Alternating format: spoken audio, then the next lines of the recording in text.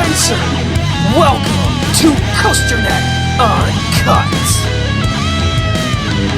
Hello, ladies and gentlemen, and welcome to another episode of COASTER-net Uncut.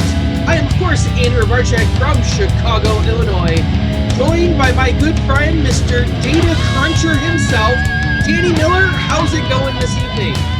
I'm great, Andy, and there's been a lot of exciting things happening. You and I've got some trips coming up, and we're starting to get teasers for next year already. Everyone's riding the new rides here in 2018. The season is well underway, and just last week we got the annual Themed Entertainment Association, the Theme Park Index report, if you will, where they talk about theme parks, water parks, museums, anything that's like themed entertainment comes out in this report, and they talk about attendance numbers. They talk about all sorts of different statistics, and it's always a hot topic amongst enthusiasts, and we always like to analyze the numbers. And, you and I have been very vocal about certain trends in the industry, certain trends of certain parks. So we wanted to take some time. This is something that you and I have talked about before, personally, between the two of us, over the phone or whatever, but we've never actually done a show about it. And we thought, and there was some debate that stirred up this week. And especially with one of the shows we did 2 weeks ago about where Cedar Fair is looking to expand, and some people surprised to not hear Kings Island being one of those parks, and you and I were not surprised that Kings Island was not one of the 4 parks mentioned, and some people have called into question why we were not surprised, and they called into question our logic, and that is going to be an answer that we're going to stumble upon as we go through a lot of this tonight. So what we're going to do here... Well, first, before you get into what we're going to do, a lot of people have called into question these numbers and said, well, they're not officially certified by the parks. That is true. The parks recently have not posted actual attendance numbers in their mandated quarterly reports that the SEC... They don't give us an exact number. They used to. You can go back to 2001 and find SEC reports, some quarterly filings, where Dick Kinzel would give, he only had a handful of parks back then. He would give pretty close to actual numbers in there. But recently, they have not been giving actual numbers. Now, Danny, I know you did a little research with how the TEAs... A lot of research, yep. How they actually come about these numbers. Could you maybe read us and go into the actual organization itself and who they're made up of? Sure. So these reports comes out, the Themed Entertainment Association and the Economics Research Associations. It's called the Attraction Attendance Report is what it was called when it first happened. This is from the 2007 one. And then these go back, we're going back as far as 2006. We're going to put up some nice little charts here. And then the theme index is kind of what it's called. The Global Attractions Attendance Report is what it's called now. It's TIA, which is the Themed Entertainment Association, and also AECOM in there. But at one point it was also Now, this is not a fly-by-night group, right? That these aren't just... No. This isn't some website that just decided to start making up numbers at some point. No, the numbers are most certainly not made up, and so TIA, the ERA and AECOM, they've always kind of been involved with this, and I'm going to read you here. So the ERA, which, if I can find the correct the Economics Research Associates, they've been around for many, many, many years. They've been around for, 50, 60, 70 years doing different reports like this. They consult on a lot of these things. You can go into some of these TIA documents over the years, and they actually give you a little bit of history about the reports themselves and also all the folks that do these reports. But the bottom line is these are people who do this for a living, and they do estimates like these for a living, and this is part of their job. So it's not a bunch of, Johnny Joe Schmo guys who got together and said, hey, let's estimate what the theme parks had this year. Yeah. No. So their official statement here, and I'll go find it and it's the same pretty much and all, but they say a note here that attendance figures are estimates based on company information, annual reports, published information, and from reliable TIA and ERA industry and tourism sources. So essentially what that means is they're using the annual reports and those quarterly conference calls and the information that we get in those types of things that the shareholders get, and Cedar Fair shareholder myself. So, the same information that I get access to as a shareholder, that's what they get. Any publicly available information from the company, any information that's provided to them directly from the company. There's a lot of speculation about whether or not they work directly with the companies.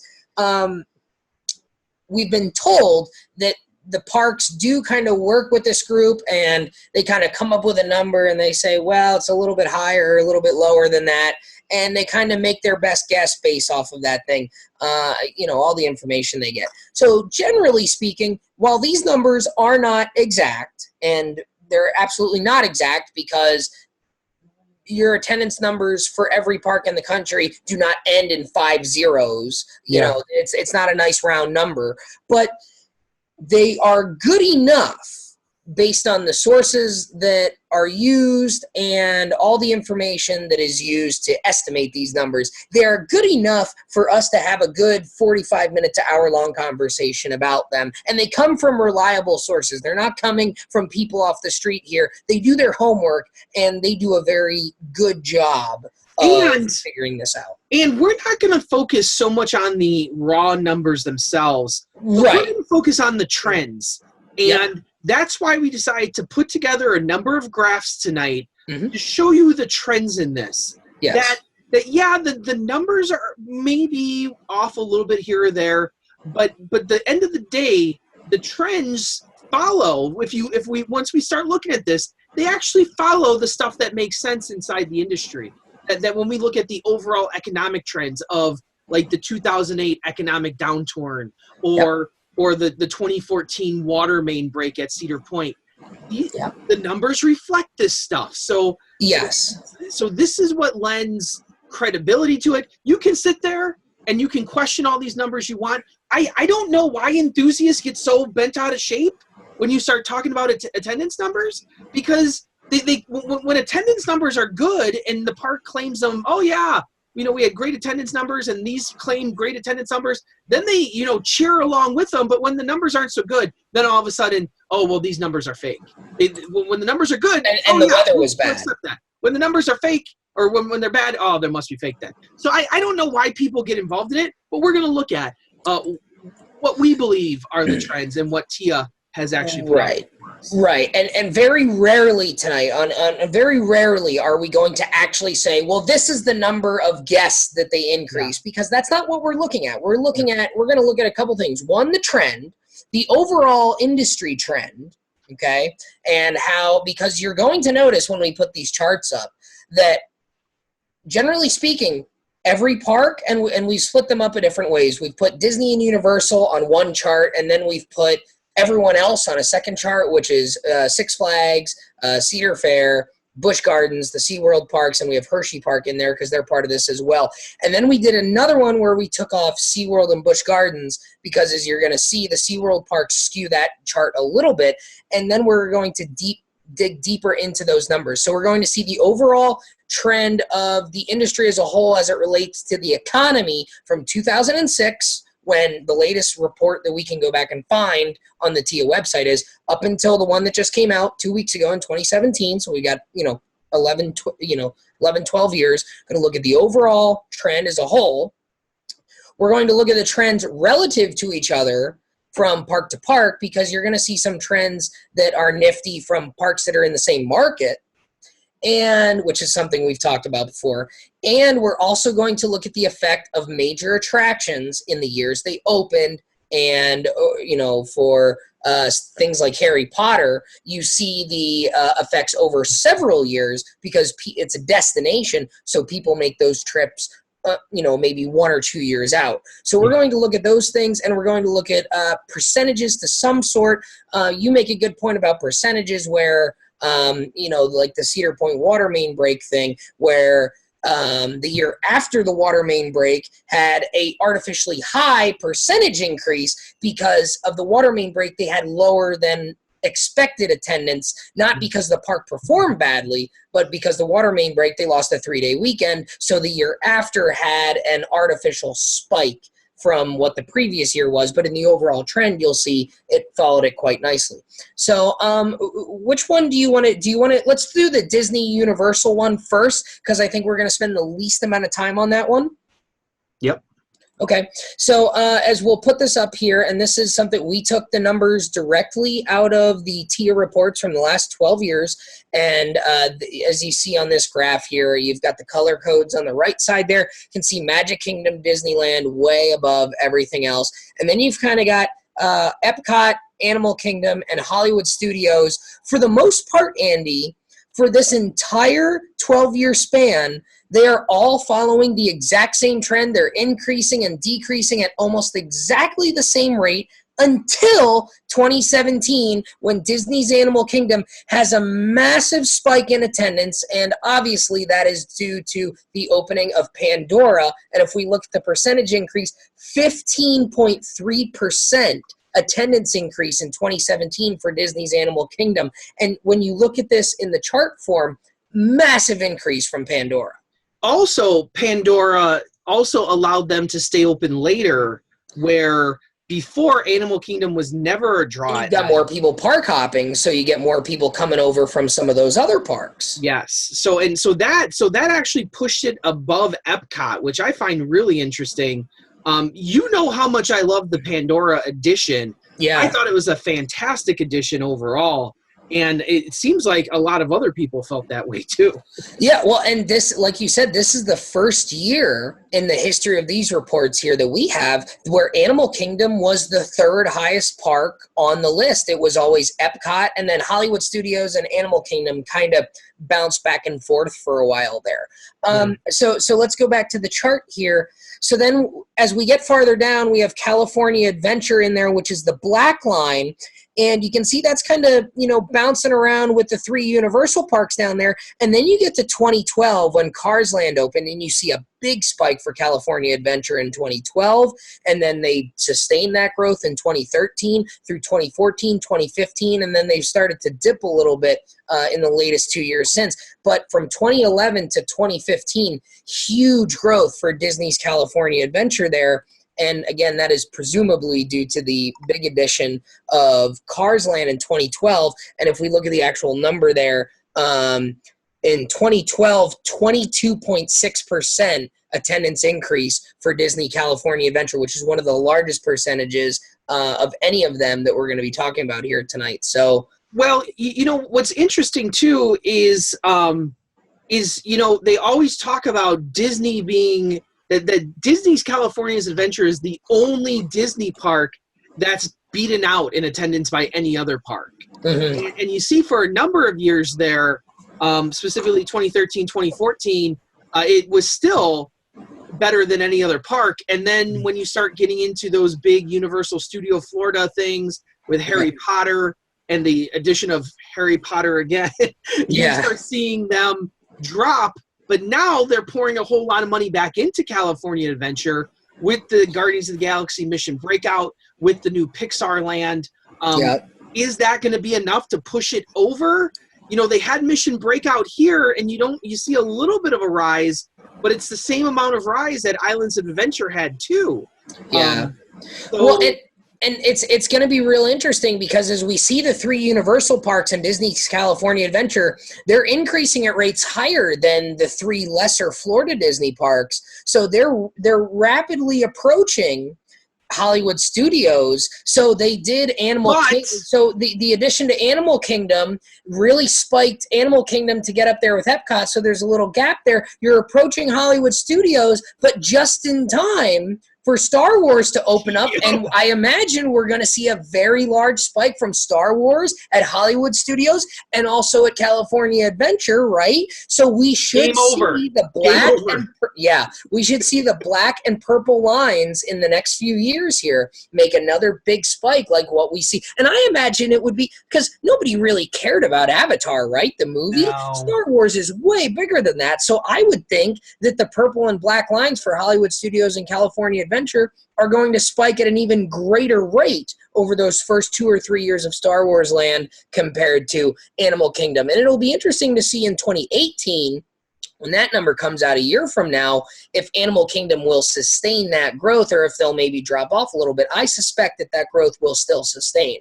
I don't think that the growth will sustain. I think the number will. The number will sustain. The growth will kind of go back to, I think, the trend that it's kind of at before that. And I think simply the fact of having it open later is going to allow for that park to maintain that number. Yeah, because you're going to get more of the park hoppers coming over from the other parks, and you give people more opportunity to enter that gate over the course of the year. Yeah. The last thing to really look at are the 3 Universal parks here, and if you look at the little dip in the light blue line there, which is Islands of Adventure in 2009, we talked about the recession. The recession hit in 2008, 2009 there. It didn't really touch Disney, though. No, it didn't touch Disney, but a lot of people. Everyone else. But a lot of and we'll see that even more in the last 2 charts. But a lot of in the 2000, the early reports were really good too because they actually gave explanations for the numbers, which they don't do anymore. And they talked about in 2009 how a lot of people postponed trips to Islands of Adventure because they were waiting until Harry Potter opened. So that they gave a lot of credence to that for why the 2009 number in Islands of Adventure did drop off so much. The recession didn't help. But look at that spike in 2010 and then in 2011 because we opened in the middle of 2010. So those first 2 years of the first round of Harry Potter in Islands of Adventure made them jump over Universal Studios and also Disney California Adventure, which then later caught up in 2012. And then the green line, Universal Studios Florida, steady growth. And then 2014, Harry Potter Part 2 opens up, big spike, and they continued that growth into 2015. And now the last 2 years, we've kind of plateaued off a little bit there. And then Universal Hollywood, the dark red line there at the bottom, opened up in 2016 there, Harry Potter. So again, moderate growth, and then we're seeing a little bit steeper growth in the first 2 years since the opening in 2016, and then again last year in 2017, since it opened in the middle of the year, you're getting your first full year of the attraction in there. So that's kind of the big thing here with these year-round parks, like the Universals and the Disneys. In years where they open up stuff in April, May, June, you kind of see 2 years worth of growth because you get the full year the next year, so you still see that growth maybe sustained for 2 years, as opposed to the regional parks in the next 2 graphs we'll talk about. You see the spike in just the 1 year. Yeah. So anything else that kind of sticks out to you here in this first one with Disney and Universal? No, and not really. It's really hard to I think it's really hard to pick out, like, obviously the stuff that you picked out, the major attractions going in. You can see all these numbers, they're all kind of following the same general trend. Yeah. And I think that's partly because you have the park hoppers, you have the multi-day tickets, like Universal and Islands of Adventure. How many people are going to those parks and buying a ticket to Islands of Adventure, but not buying the Hopper Pass or the 2-day pass to the other park? So you see things move in tandem there, and I think that's with a purpose too. Well, and the other thing I want to point out to you and to the folks watching, there's 2 other things we have to look at here. So I think we want to separate the California and the Florida too. So if you look at the gold line at the top, the black line, and the dark red line at the bottom, those are the 3 California parks. Those 3 lines follow very similar trends, and then the other 6, which are the Florida parks, are a little bit different, but they kind of follow each other's trend as well. So there's 2 different trends that kind of follow each other here, based on the 2 different markets that they're pulling from. So I think that's kind of interesting to look at as well. So shall we move on to the next one here?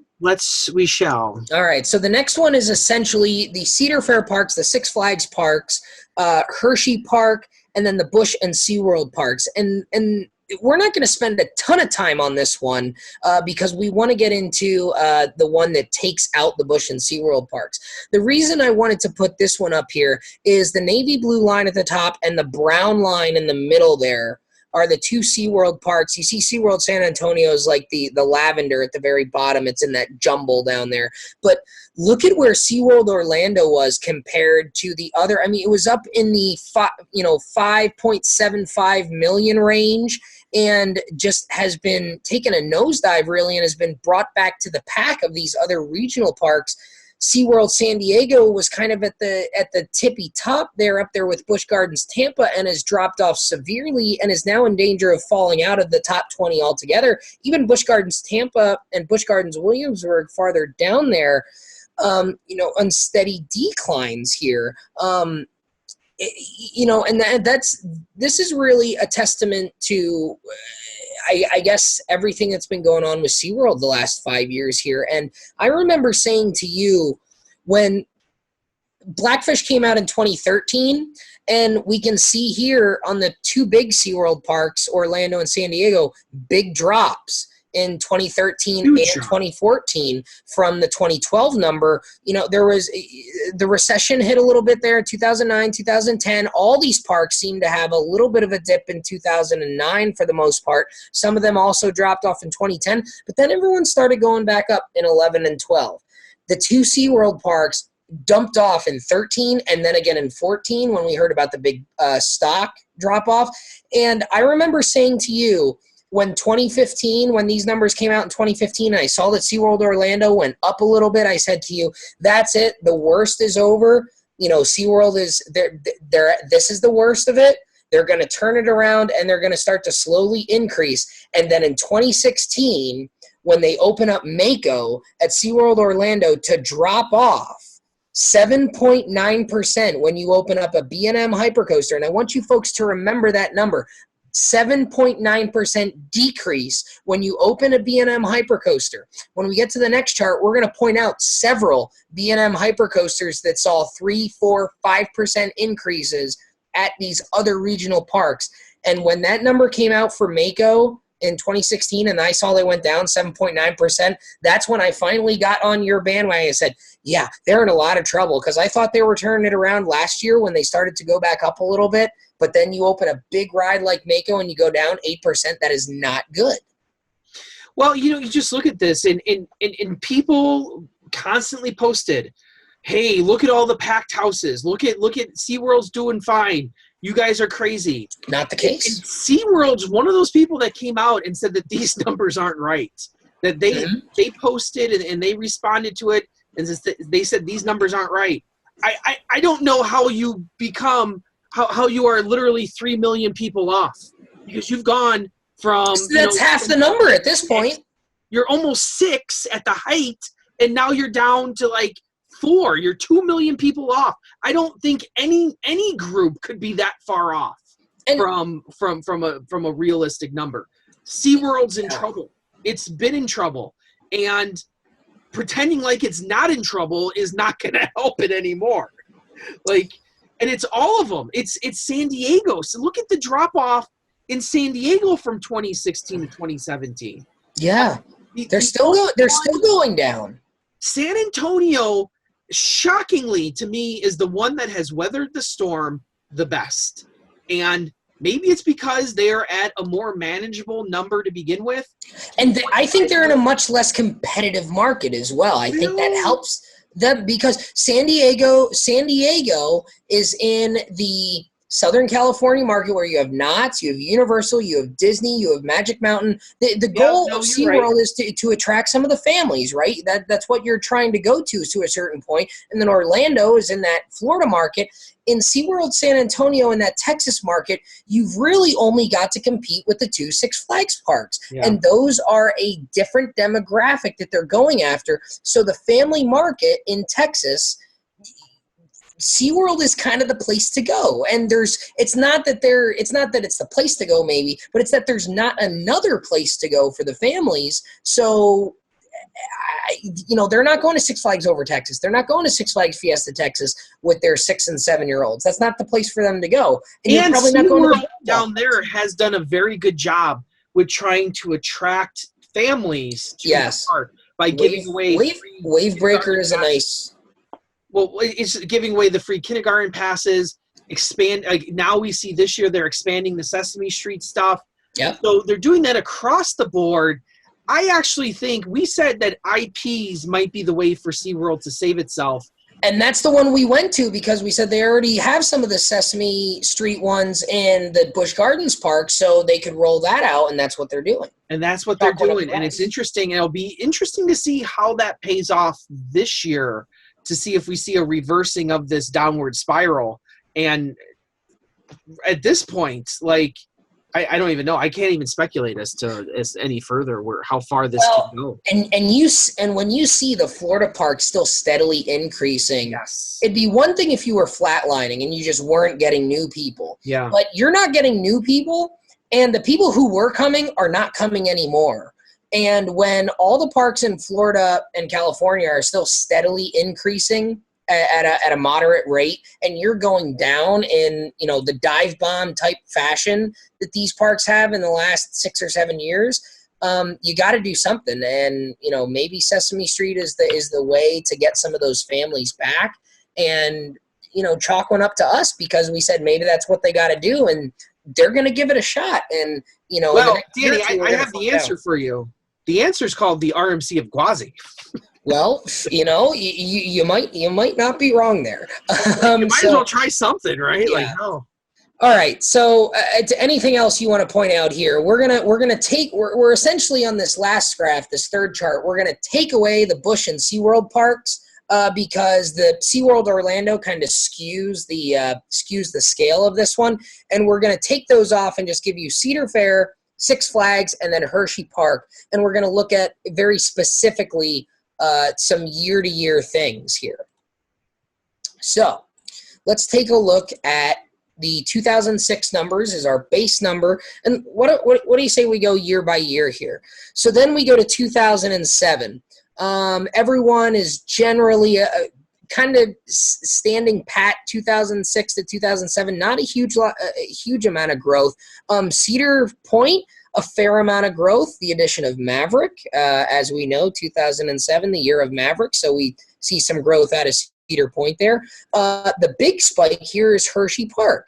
And some people are probably thinking, what did they do in 2007? They didn't do a roller coaster. No, they didn't. Added the water park as part of the park and part of the admission ticket. So as you can see, the water park, a huge, huge spike for Hershey Park attendance in 2007. Yes. And that's a really interesting spike, because the more interesting part, if you look at that green line, they've never gone back down to that 2006 point at all. They've gone down a little, yeah, but it's been a story of upward climb. Yeah, and they went down a little bit in 2008 and 2009, but what's kind of so did everyone else, because that's that recession we were talking about. You can see everyone kind of had that dip in 2008 to 2009, specifically at the low point of the recession, I guess you would say. And someone made the argument the other day.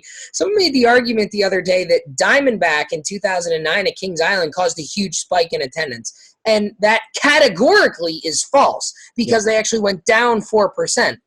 But if you look at the industry trend, where everyone was dropping 6 to 8%, Kings Island only dropped 4% to 2009 by all these numbers. So even though attendance decreased the year of Diamondback's opening, it decreased at a rate less than the general trend in the industry. So it helped attendance stay closer to where it would have been sans recession, but attendance still went down. But again, looking at it in a vacuum, saying, well, they opened up Diamondback in 2009 and the town 4%.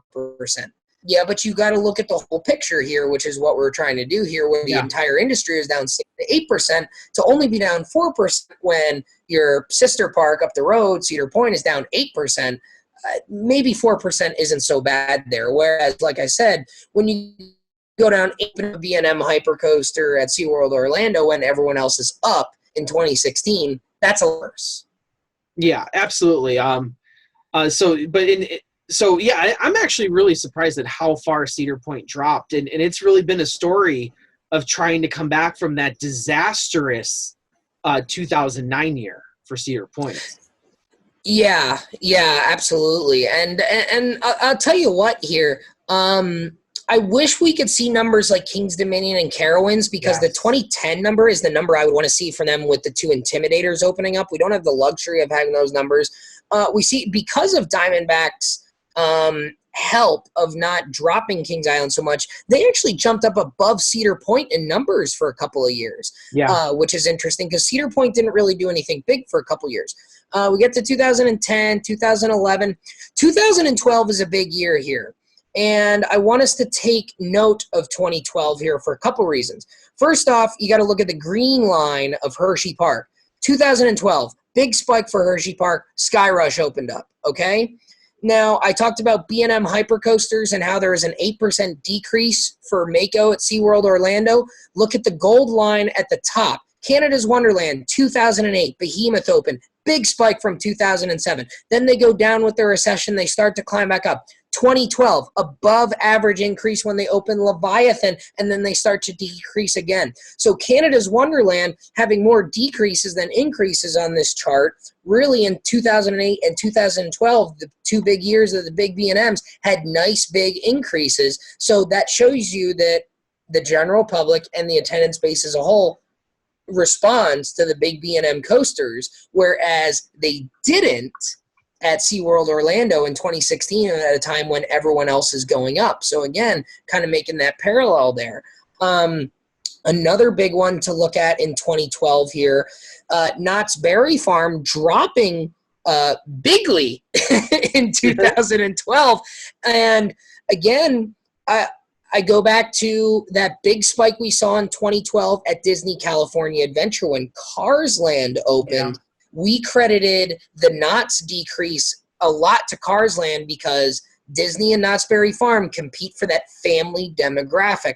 And when Disney had such a big jump in they even took numbers away from Disneyland. Disneyland's number went down slightly in 2012 because of the 22% increase in 2012 at California Adventure. Knott's Berry Farm, you could see, had not a nice big drop, but a big drop in 2012. Let me look at the exact number here. According to this, Knott's Berry Farm went down 4% in 2012. So that's big. And we talked about how they needed to do something to respond to the family demographic because Universal put in Transformers that year in Hollywood too, I think. So we talked about how Disney's doing Cars Land, Universal's doing Transformers, and Knott's Berry Farm is doing. What are you guys doing in 2012? You guys aren't doing much of anything, right? So we talked about how that was going to hurt them. Now they've rebounded nicely from that over the last several years. They've come back nicely. 2015, a nice spike with Voyage to the Iron Reef. 2016 with the Ghost Town refurbishment and the Ghost Rider refurbishment. Knott's Berry Farm seems to be on their way to kind of recovering from this, which is maybe why we saw the addition of Hang Time, that they're seeing some growth there, and also why they were mentioned as one of the 4 parks for Cedar Fair, that we could continue to see the investment because Knott's Berry Farm, we're seeing some nice growth the last couple. Well, and I think it stands to reason that if Disney's California Adventure can steal tickets away from Knott's Berry, on the flip side, can steal tickets away from Disney if they needed to. So by putting an attraction that speaks to people, there's the possibility of people making that choice out in Anaheim and saying, well, I can spend a day at Disney California Adventure or I can spend a day at Knott's. The problem is like we said before, Star Wars Land's going to come in and Knott's has to do something to maintain that against Star Wars Land. That, yes, it's 2 different demographics, but it's still the same demographic. of families that you're trying to compete for. And Knott's could take a hit if they don't do something. If they stand pat, they could take a big hit. Yeah, they really could. And history shows that with Cars Land. And you would assume that Star Wars Land is going to be 3 times as big as Cars Land was. You would think. I mean, Star Wars has such a larger following than Cars, and certainly larger than Pandora. So I would expect to see massive growth from those 2 Disney parks, and I would expect that we see some effects on Knott's Berry Farm as well. Now, you could also see a rising tide, though, as well. So like a flood. As Star Wars brings more people out to Anaheim, they might make the choice to spend an extra day at Knott's. So that's where Knott's has to do something to attract those people to spend an extra day there. Otherwise, they're going to get hammered here. Yeah, that's the thing. And that's the point you and I made a couple years ago with Knott's. We said, you got to stay competitive. That's arguably, you could argue that the Southern California market is as competitive or maybe even more competitive than the Florida market because the pass holder base tends to be a little bit larger there. Yeah. So, you need to stay competitive down in that market because you've got every chain there. You've got Cedar Fair, you've got Six Flags, you've got Disney, you've got Universal, you've got Busch Gardens, SeaWorld. You don't have Cedar Fair and Six Flags down in the Florida market. It's just the 3 big boys. Yeah. But you've got Cedar Fair and Six Flags down there as well, aside from all the boardwalks and a lot of the smaller family parks like your Adventure Cities and your Scandias and, your Belmont parks and all that. You don't have those kinds of parks as much in Florida. You got the fun spots and like Legoland, but you don't have quite as many players down there.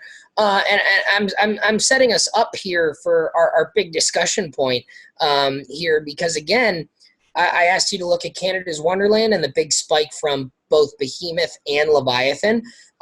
Six Flags Magic Mountain in 2013 saw a nice little jump from Full Throttle in 2013, dropped off a little bit in 2014, and then in 2015, huge increase with Twisted Colossus. A really big jump for Six Flags Magic Mountain in 2015, and I don't think that should be a big surprise.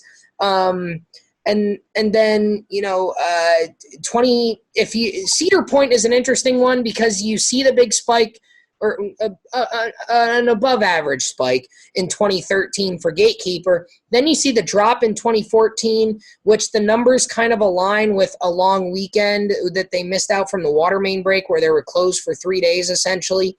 And then 2015, there's a big spike in 2015. Well, not really, because if you put the 2014 number between 2013 and 2015's number, then it would kind of be a flat line, but still increasing trend there. Yeah. So that goes back to our original point of 2015's percentage increase is artificially high because 14's number was artificially low due to the water main break. Yeah. So, but you can see a little bit of a spike. Which you survived, by the way, and yes. I survived. Yes, we survived the water main break of 2014 at Cedar Point. We did. And again, 2016, a little bit of an increase as well, still increasing with Valraven, 2.5% there, and a flat line last year from 2016 to 2017 where there was essentially no investment in Cedar Point, but we went and looked at the water park numbers and a 5% increase for Cedar Point Shores this year from 392,000 to 412,000.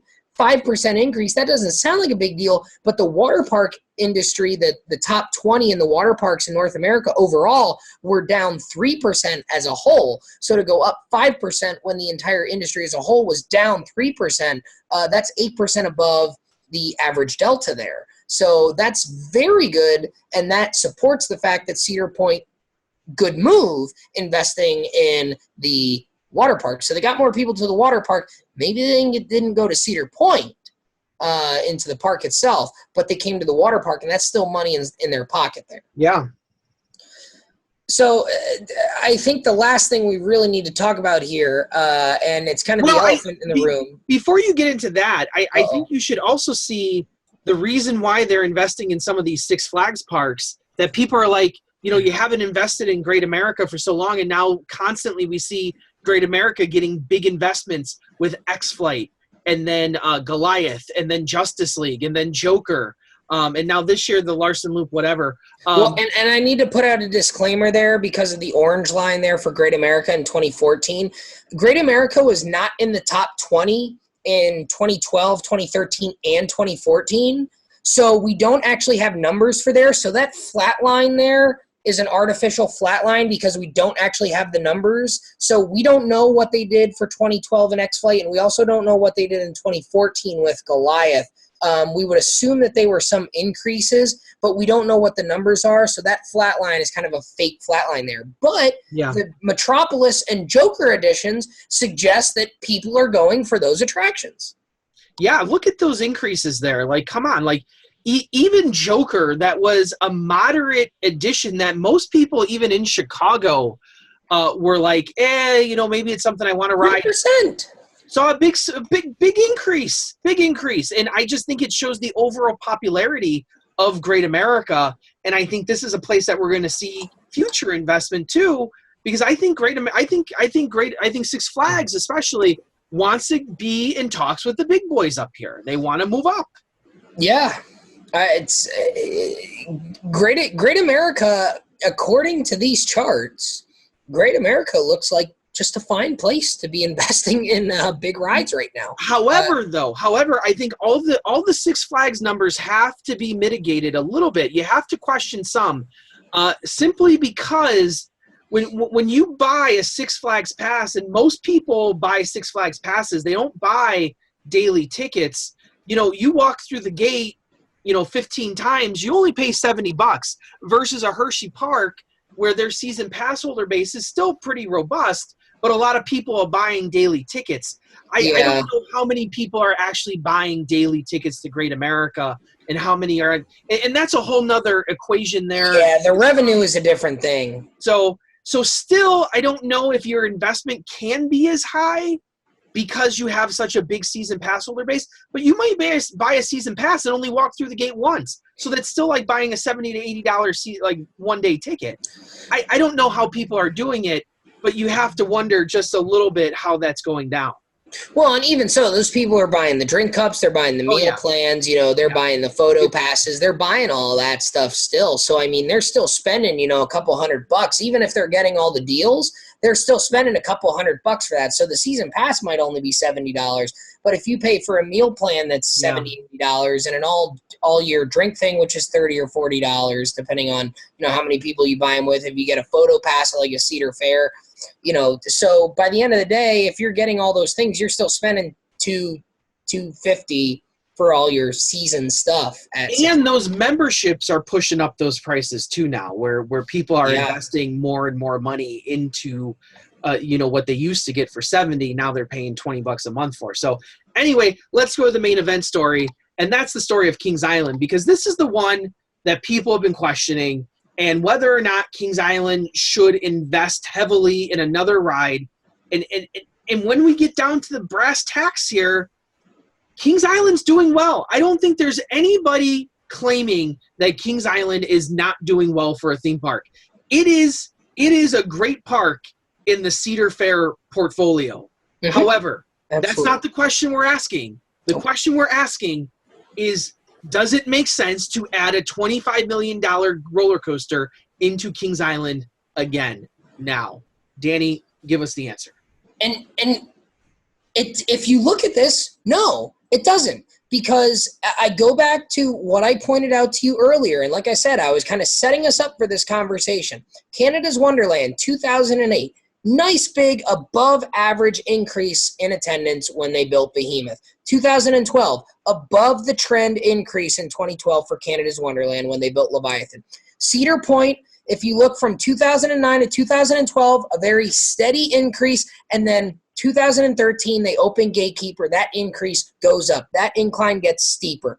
Then you look at Six Flags Magic Mountain in 2015 with Twisted Colossus, really steep increase. Now, let's look at Kings Island, the black line in the middle of the page there. You see a nice steady increase, and you might say, Danny, Andy, from 2009 to 2017, they're increasing in attendance every year. Yes, they are. But you know what? 2014, you should have seen a big spike reminiscent of what the Cedar Point line does in 2013 because you added a similarly priced, similarly sized roller coaster in Banshee and only increased 1% if you drew a straight line from 2009 to 2017. 2014 was actually below average attendance for that 8-year span. The increase from Banshee was below the average increase attendance over the course of 8 years. And that should have been their largest year's increase over the course of those 8 years because it was by far the single heaviest attraction in terms of cost and the biggest attraction they added in that 8-year span. That should have by far been their biggest year in increase, and it was actually one of the lower years in increases. And again, we go back to just this past year, 2016 to 2017. 2.5% increase. That's a nice number. That's not a bad number. But when you consider they added Mystic Timbers, which had a lot of hype to it, and when you couple that with the fact that you added Winterfest, you added days to the operating calendar. And before you folks come out and say, well, you know what? They took off a few weeks of daily operations, but you know what? You took out some days of daily. This was a point you made. You took out daily operations early in the season that's not well attended. That nobody's there. That nobody's there anyway. And you added a full week during the holidays and weekends in November and December. Where people are there. When people are there for a holiday event where you said the response was very good to and people came out to it, you should see a big spike in 2017 because that's not an even trade-off.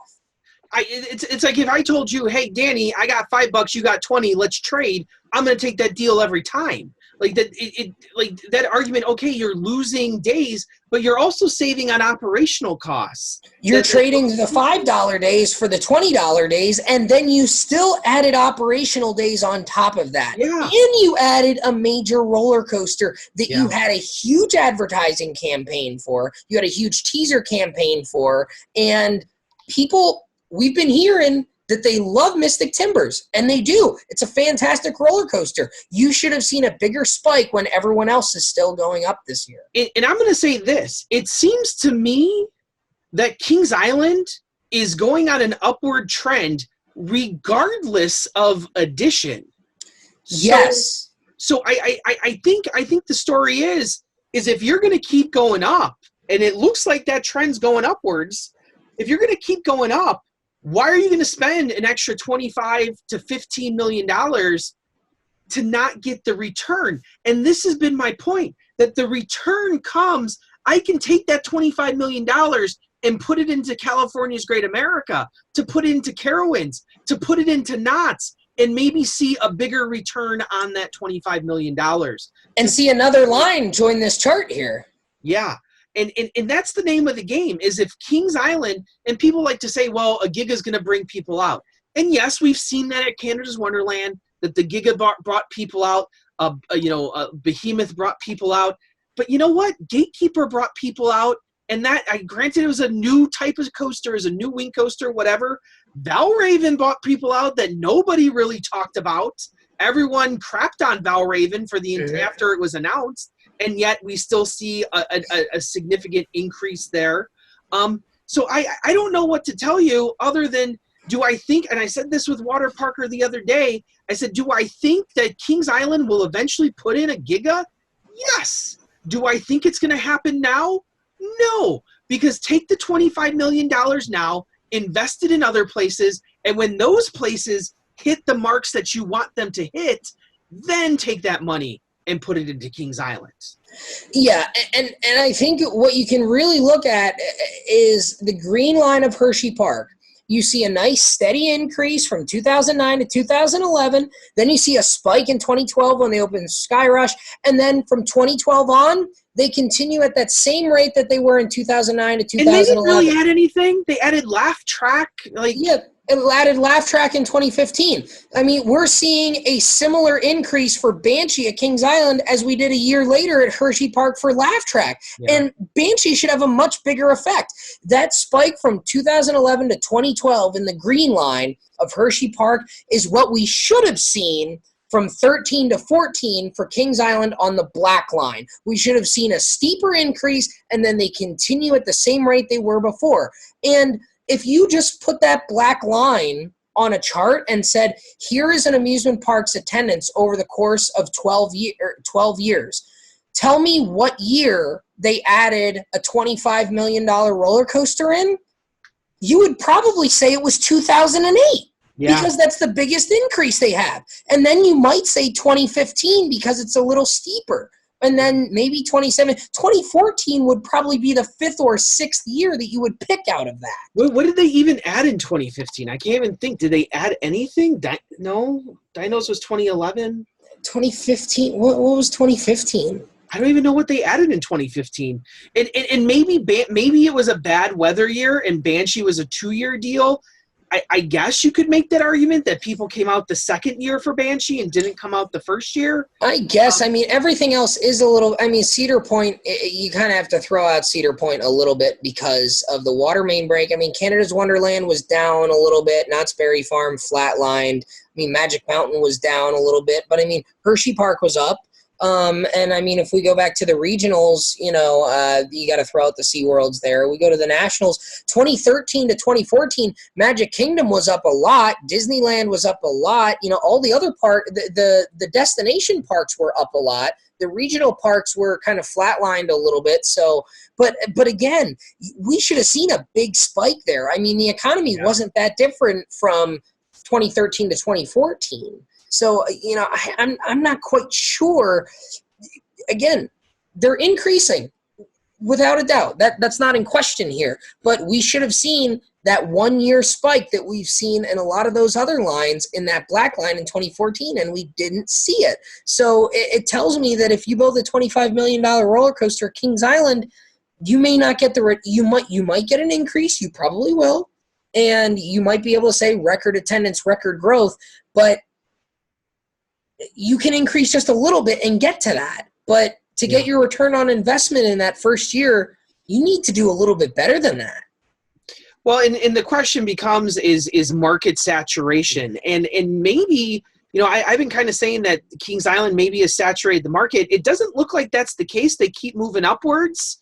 The question is how high can they go in that region? And I think that's the big question mark is, Cedar Point has limitations. It's a resort.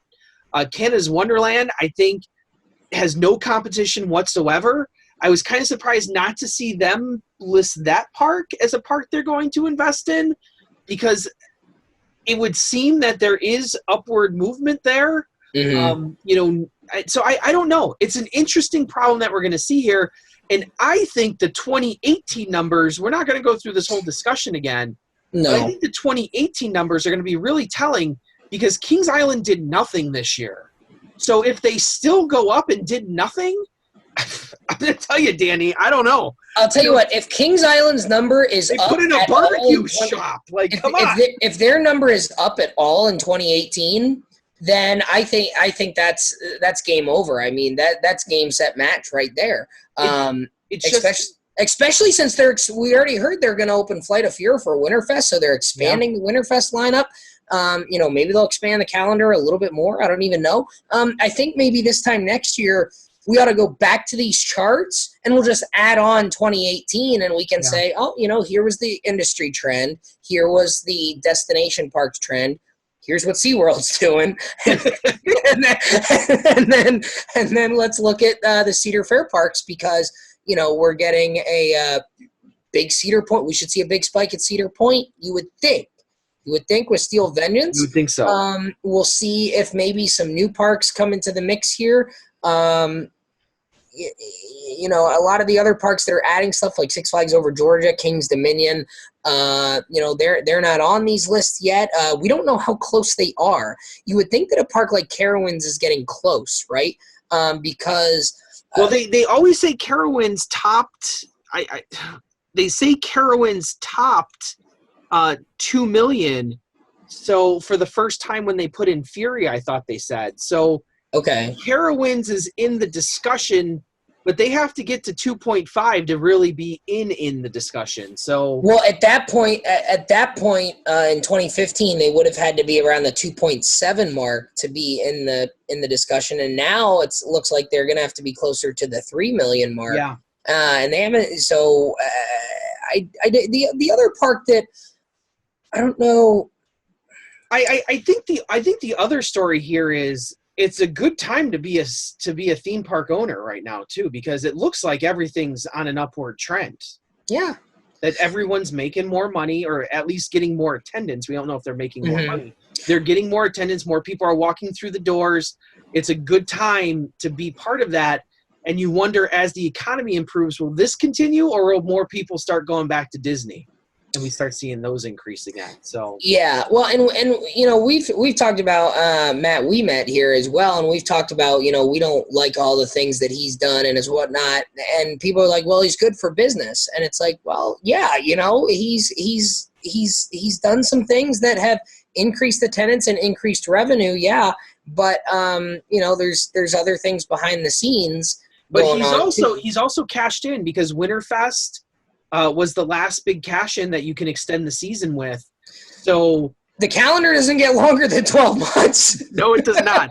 So I feel like Met's done all that he can do to maximize what they already have. Yeah. I think the question now is can you keep raising those numbers with the stuff that you put in? Can you start topping them and pulling people away from Disney and going down south? It's easy to incredible.